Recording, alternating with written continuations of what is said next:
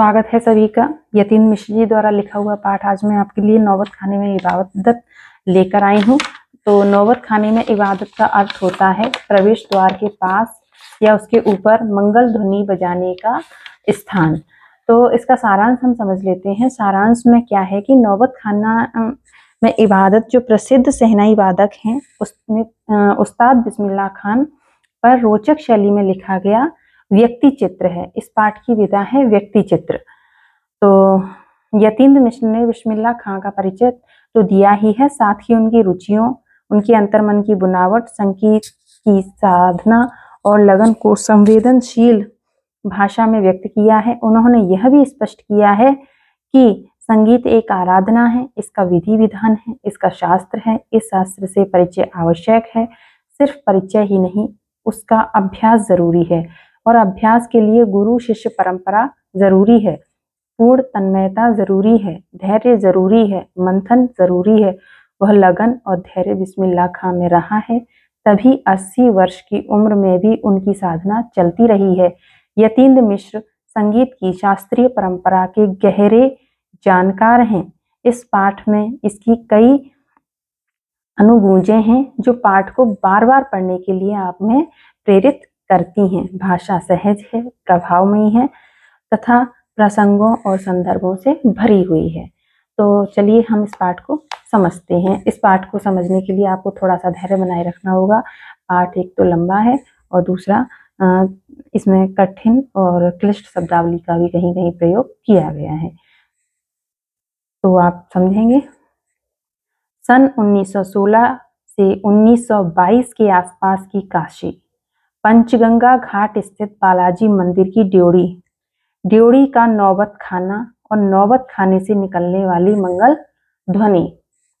अमीरुद्दीन अभी सिर्फ 6 साल का है और बड़ा भाई शमसुद्दीन 9 साल का। अमीरुद्दीन को पता नहीं है कि रात किस चिड़िया को कहते हैं और ये लोग हैं मामू जान वगैरह जो बात बात पर भीम पलासी और मुल्तानी कहते रहते हैं। क्या वाजिब मतलब हो सकता है इन शब्दों का? इस लिहाज से अभी उम्र नहीं है अमीरुद्दीन की, जान सके इन भारी शब्दों का वजन कितना होगा। गोया इतना जरूर है कि अमीरुद्दीन व शमसुद्दीन के माया द्वय सादिक हुसैन तथा अली बख्श देश के जाने माने शहनाई वादक हैं। विभिन्न रियासतों के दरबार में बजाते रहते हैं। रोज नामचे में बालाजी का मंदिर सबसे ऊपर आता है। हर दिन की शुरुआत वहीं ड्योढ़ी पर होती है। मंदिर के विग्रहों को पता ही नहीं कितनी समझ है, जो रोज बदल बदल कर मुल्तानी, कल्याण, ललित और कभी भैरव रागों को सुनते रहते हैं। ये खानदानी पेशा है अली बख्श के घर का। उनके अब्बाजान भी यहीं ड्योढ़ी पर शहनाई बजाते रहते हैं। अमीरुद्दीन का जन्म डुमराव बिहार के एक संगीत प्रेमी परिवार में हुआ है। 5 से 6 वर्ष डुमराव में बिताकर वह नाना के घर ननिहाल काशी में आ गया है। अमीरुद्दीन डुमराव का इतिहास में कोई स्थान बनता हो ऐसा नहीं लगा कभी भी, पर यह जरूर है कि शहनाई और डुमराव एक दूसरे के लिए उपयोगी हैं। शहनाई बजाने के लिए रीढ़ का प्रयोग होता है। रीढ़ अंदर से बोली होती है जिसके सहारे शहनाई को फूंका जाता है। रीढ़ नरकट से बनाई जाती है जो डुमराव में मुख्यतः सोन नदी के किनारों पर पाई जाती है। इतनी ही महत्ता है इस समय डुमराव की जिसके कारण शहनाई जैसा वाद्य बजता है। फिर अमीरुद्दीन जो हम सबके प्रिय हैं, अपने उस्ताद बिस्मिल्लाह खां साहब हैं। उनका जन्म स्थान भी डुमराव ही है।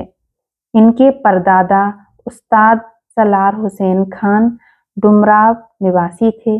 बिस्मिल्लाह खां उस्ताद पैगंबर बख्श खां और मिट्ठन के छोटे साहबजादे हैं।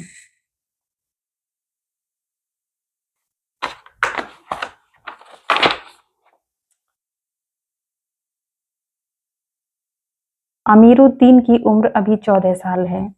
मसलन बिस्मिल्लाह खां की उम्र अभी 14 साल है। वहीं अमीरुद्दीन और बिस्मिल्लाह खां एक ही व्यक्ति हैं। वही काशी है, वही पुराना बालाजी का मंदिर जहां बिस्मिल्लाह खां को नौबत खाने रियाज के लिए जाना पड़ता है।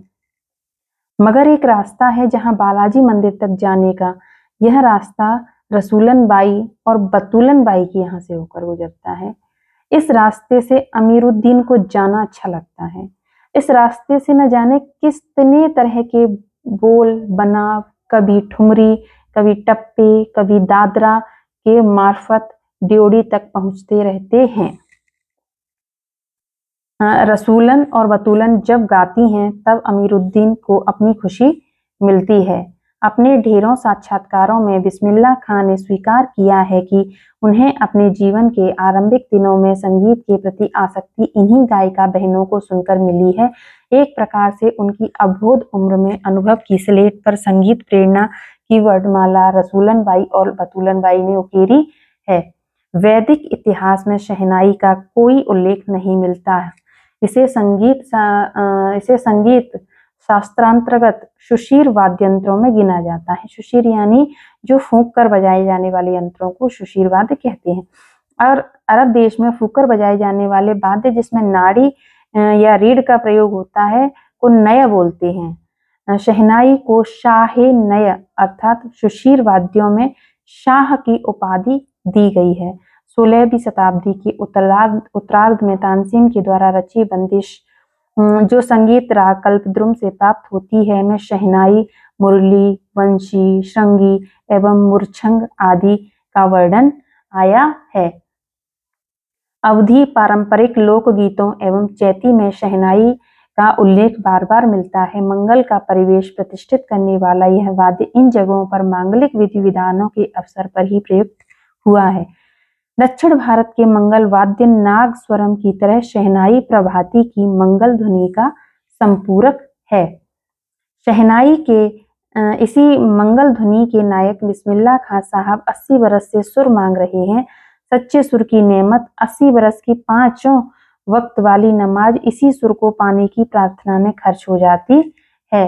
लाखों सजदे इसी एक सच्चे सुर की इबादत में खुदा के आगे झुकते हैं। वे नमाज के बाद सजदे में गिड़गिड़ाते हैं, ए मालिक एक सुर बख्श दे।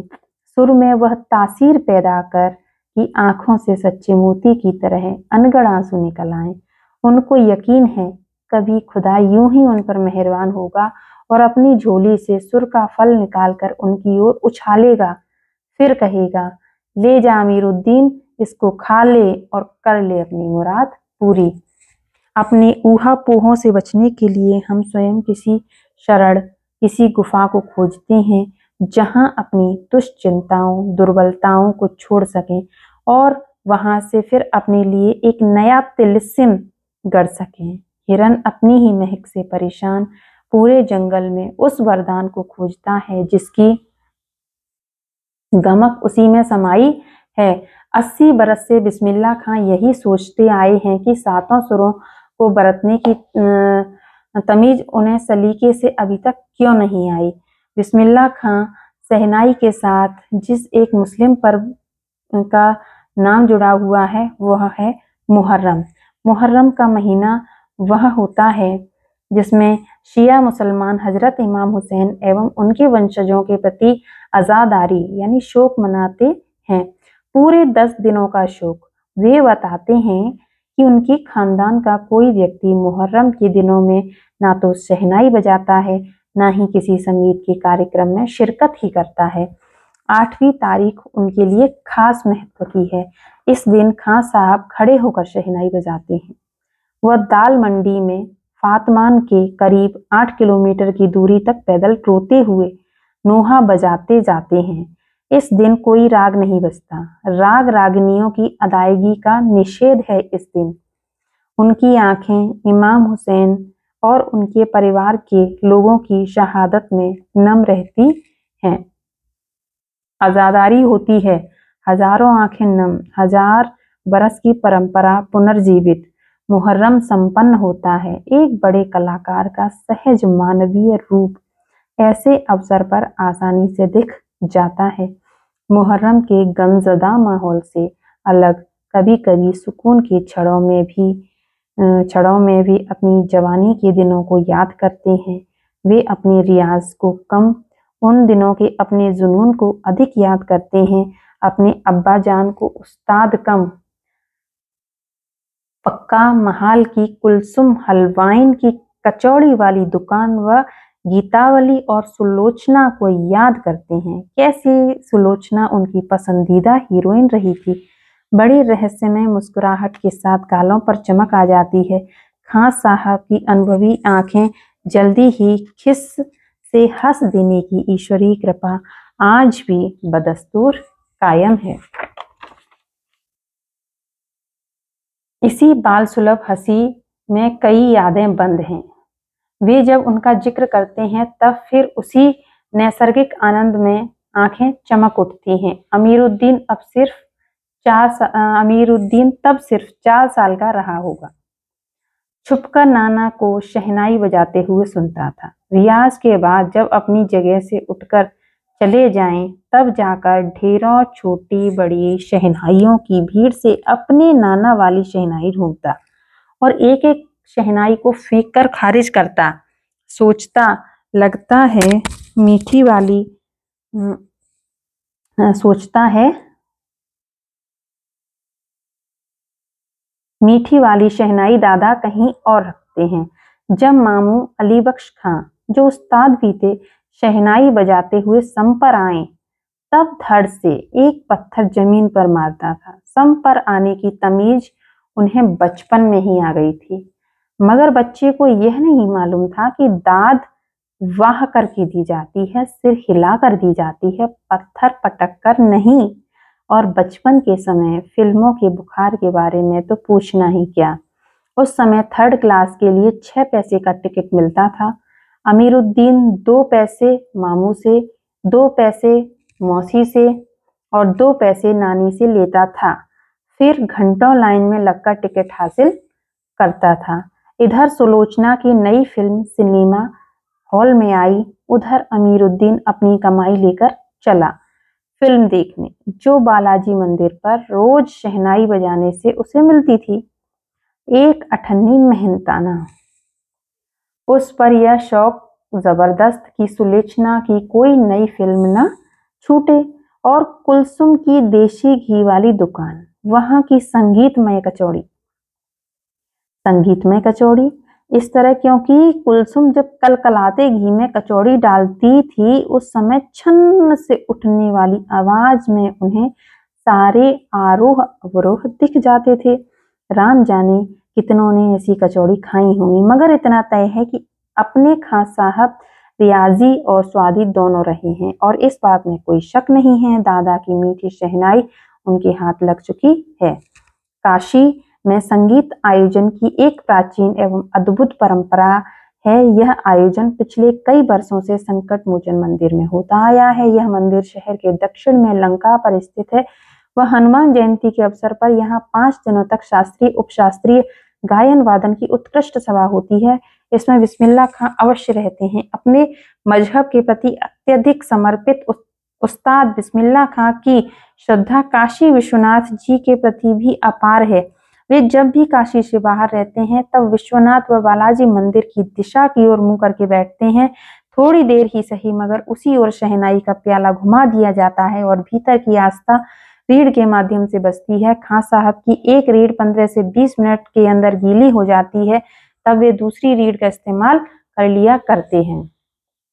अक्सर कहते हैं, क्या करें मियाँ, ये काशी छोड़कर कहाँ जाएं। गंगा मैया यहाँ, बाबा विश्वनाथ यहाँ, बालाजी का मंदिर यहाँ। हमारे खानदान की कई पुश्तों ने शहनाई बजाई है। हमारे नाना तो वहीं बालाजी मंदिर में बड़े प्रतिष्ठित शहनाईबाज रह चुके हैं। हम क्या करें, मरते दम तक न यह शहनाई छूटेगी न यह काशी। जिस जमीन ने हमें तालीम दी, जहां से अदब पाई,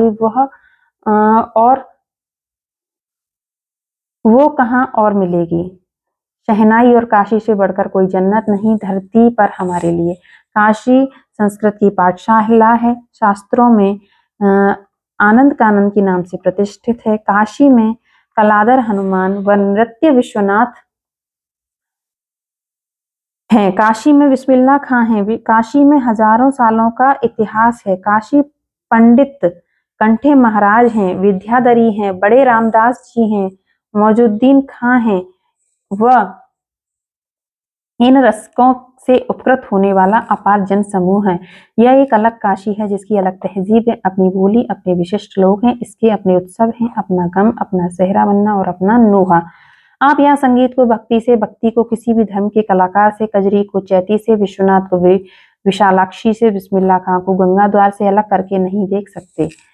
अक्सर समारोह उत्सवों में दुनिया कहती है कि बिस्मिल्लाह खां है। बिस्मिल्लाह खां का मतलब बिस्मिल्लाह खां की शहनाई, शहनाई का तात्पर्य बिस्मिल्लाह खां का हाथ, हाथ से आशय भर इतना कि बिस्मिल्लाह खां की फूंक और शहनाई की जादुई आवाज का असर हमारे सिर चढ़कर बोलने लगता है। शहनाई में सरगम भरा है, खां साहब को ताल मालूम है, राग मालूम है, ऐसा नहीं कि बेताले जाएंगे। शहनाई में 7 सुर लेकर निकल पड़े। शहनाई में परवरदिगार गंगा मैया उस्ताद की नसीहत लेकर उतर पड़े। दुनिया कहती सुभान अल्लाह, तिस पर बिस्मिल्लाह खां कहते अहमदुलिल्लाह। छोटी छोटी उपज से मिलकर एक बड़ा आकार बनता है। शहनाई का करतब शुरू होने लगता है। बिस्मिल्लाह खां का संसार सुरीला होना शुरू हुआ।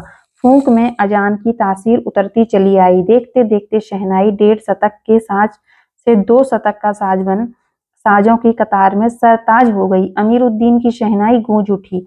उस पर फकीर की दुआ लगी। उस फकीर की दुआ लगी जिसने अमीरुद्दीन से कहा था बजा बजा।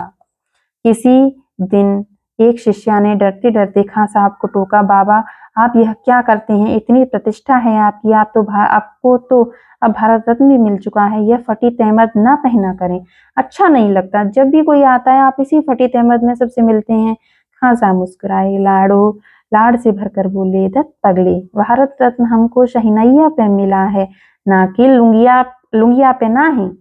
तुम लोगों की तरह बनाव सिंगार देखते रहते तो उम्र ही बीत जाती, हो चुकती शहनाई, तब क्या खाक रियाज हो पाता। ठीक है बिटिया, आगे से नहीं पहनेंगे, मगर इतना बताए देते हैं कि मालिक से यही दुआ है, फटा सुर न बख्शे। लुंगिया का क्या है, आज फटी है तो कल सिल जाएगी। सन 2000 की बात है। पक्का महल काशी विश्वनाथ से अलग हुआ। अधिकतम इलाका से मलाई बर्फ बेचने वाले जा चुके हैं। खां साहब को इसकी कमी खलती है। अब देसी घी में वह बात कहाँ और कहाँ वह कचौड़ी जलेबी। खां साहब बड़ी शिद्दत से कमी खलती है। अब संगियों के लिए गायकों के मन में कोई आदर नहीं रहा। खां साहब अफसोस जताते हैं, अब घंटों रियाज का कौन पूछता है। हैरान है बिस्मिल्लाह खां, कहाँ वह कजली चैती अदब का जमाना। सचमुच हैरान करती है काशी। पक्का महाल से जैसे मलाई बरफ गया। संगीत, साहित्य और अदब की बहुत सारी परंपराएं लुप्त हो गईं। एक सच्चे सुर साधक और सामाजिक की भांति बिस्मिल्लाह खां साहब को इन सब की कमी खलती है। काशी में जिस तरह बाबा विश्वनाथ और बिस्मिल्लाह खां एक दूसरे के पूरक रहे हैं, उसी तरह मुहर्रम, ताजिया और होली, अबीर गुलाल की गंगा जमुना संस्कृति भी एक दूसरे के पूरक रहे हैं। अभी जल्दी ही बहुत कुछ इतिहास बन चुका है, अभी आगे बहुत कुछ इतिहास बन जाएगा। फिर भी कुछ बचा है तो सिर्फ काशी में है। काशी आज भी संगीत के स्वर पर जगती है, उसी की थापों पर सोती है। काशी में मरण भी मंगल माना गया है। काशी आनंद कानन है। सबसे बड़ी बात है कि काशी के पास उस्ताद बिस्मिल्लाह खां जैसे लय और सुर की तमीज सिखाने वाला नायाब हीरा है, जो हमेशा से दो कौमों को एक होने व आपस में भाईचारे के साथ रहने की प्रेरणा देता रहा है। भारत रत्न से लेकर इस देश के ढेरों विश्वविद्यालयों की मानद उपाधियों से अलंकृत व संगीत नाट्य अकादमी पुरस्कार एवं पद्म विभूषण जैसे सम्मानों से नहीं, बल्कि अपनी अजेय संगीत यात्रा के लिए बिस्मिल्लाह खां साहब भविष्य में हमेशा संगीत के नायक बने रहेंगे। 90 वर्ष की भरी पूरी आयु में 21 अगस्त 2006 को संगीत रसिकों की हार्दिक सभा से विदा हुए खां साहब की सबसे बड़ी देन हमें यही है कि पूरे 80 वर्ष उन्होंने संगीत को संपूर्णता व एकाधिकार से सीखने की जिजीविषा को अपने भीतर जिंदा रखा। उम्मीद है आपने धैर्यपूर्वक इस पाठ का अध्ययन किया होगा, इसे अच्छे से सुना होगा, समझा होगा। इस पाठ में कुछ महत्वपूर्ण जो शब्द आए थे उनको बस जल्दी से देख लेते हैं। अगर आपको वीडियो अच्छा लगा हो तो चैनल को सब्सक्राइब करना ना भूलें। सम क्या होता है, जो बीच में शब्द आए थे, ताल का एक अंग, संगीत में वह स्थान जहाँ लय की समाप्ति और ताल का आरंभ होता है। श्रुति क्या होता है, एक स्वर से दूसरे स्वर पर जाते समय का अत्यंत सूक्ष्म स्वरावेश। तत्वितत तार वाले वाद्य, वीणा, सितार, सारंगी, सरोद। सुशीर क्या होते हैं, फूंक कर बजाए जाने वाले वाद्य सुशीर, जैसे शहनाई, नागस्वरम, बीन। घनवाद्य, आघात से बजाए जाने वाले धातु वाद्य, झांझ, मजीरा, घुंघरू। अवनद, चमड़े से मड़े वाद्य, जैसे तबला है, ढोलक है, मृदंग आदि। तो उम्मीद करती हूँ कि आपको ये मेरा वीडियो अच्छा लगा होगा। धन्यवाद।